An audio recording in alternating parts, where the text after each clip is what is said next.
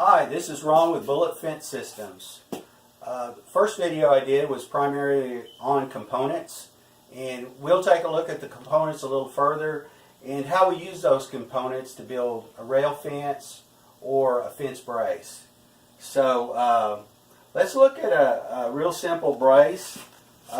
This would be an H brace if we were just to look at this section, and we would actually have two of these one-way bands. One would be on each post.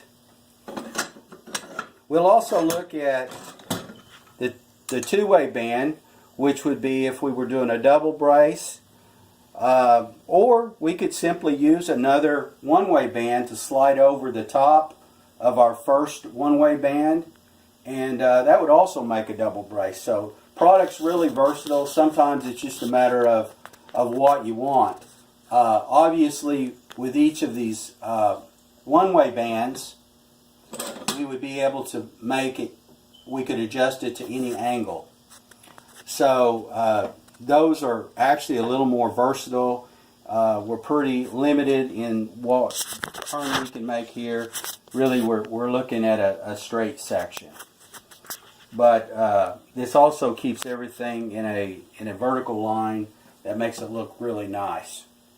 So the other band we discussed earlier was our 90-degree corner, and so we have a welded section, and then we have where we clamp to the post itself. So that's what that would look like in an application.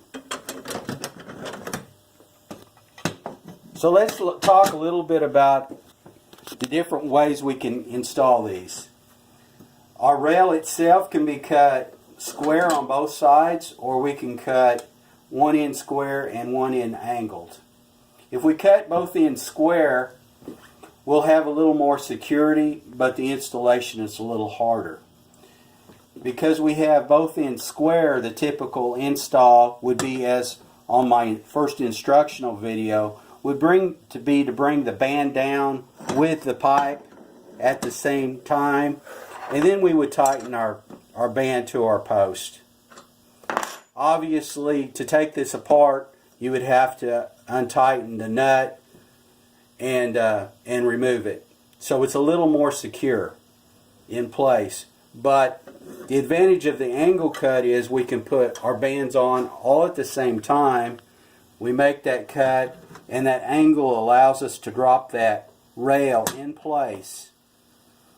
And so it's just a quicker way. We don't have to get an end wrench here on the end, and it makes it a little bit faster. In either method, the last stage is to lift the sleeves in place and then tighten the nuts. One other advantage of the angle cut is it limits the range of motion because we've got this cut in at an angle. The pipe cannot spin physically that way. Otherwise, what we're counting on with square cuts is we're going to tighten this flange nut down really tight, and when we do, it's going to squeeze our pipe and it will not allow it to turn. So that's the basic installation and some principles to use when building either a fence or rail system. I will review this one last item quickly, and it's the angle brace. Obviously, the only difference in our component is the sleeve itself, and these are identical, but our install is the sleeve will be 180 degrees opposite of the other, and we have more adjustment range with this angle brace than we do with the straight version. Here again, this would be what a stacked band would look like, and we can move these up together or we can pull them further apart. So we have a little more versatility, and we can independently move each individual brace. So those are the basic ways to do the install. And I'll get back with you and we'll take a look at some field situations and actually the construction methods for brace and rail. Thank you.